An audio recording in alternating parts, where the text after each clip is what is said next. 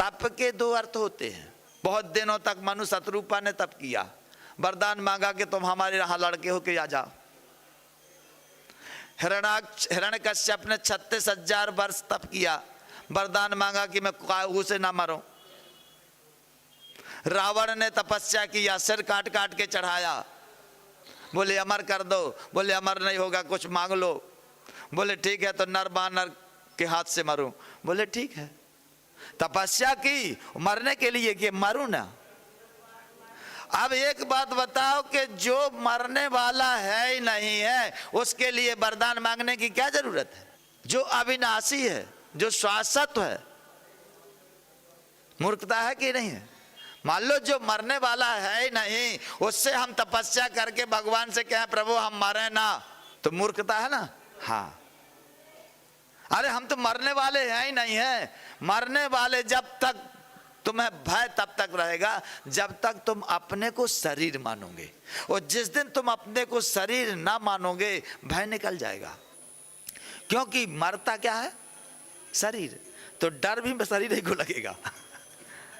और जिस दिन तुम मान लोगे कि मैं मरने वाला नहीं हूं तो फिर डर काहे का? अमर हो, अमर थोड़ी डरेगा।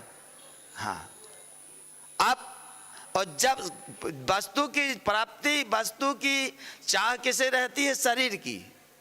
और जब तुम मान लोगे कि शरीर मेरा नहीं है तो चाह भी तुम्हारी खत्म हो जाएगी। जो संयोग से मिलता रहा उसमें आप संतोष आ जाएगा। तो आपको पाने का लालच और करने का राग निकल जाएगा। जीने की इच्छा, मरने का भय, पाने का लालच और करने का राग सब खत्म हो जाते हैं। भाई जब हम मरने वाले नहीं हैं तो जीने सब दिन जीना है तो इच्छा, जब सब दिन जीना है तो इच्छा की तो सवाल ही नहीं है। भाई जो है उसमें प्राप्त करने की इच्छा नहीं। अब यहां समझना है कि ईश्वर अंश जीव अविनाशी, और अंदर चलते हैं।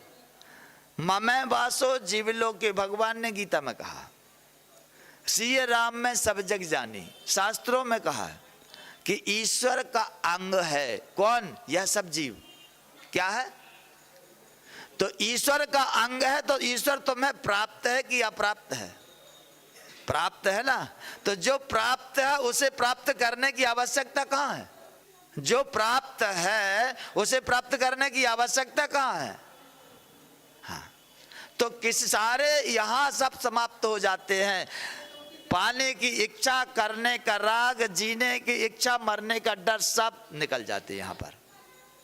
तो तप ऐसा ना करो कि वरदान के लिए करो। तप का तात्पर्य होता है शरीर को भगवान के समर्पित करना, भगवान की वस्तु, भगवान के कार्यों में लगा देना ही तप है।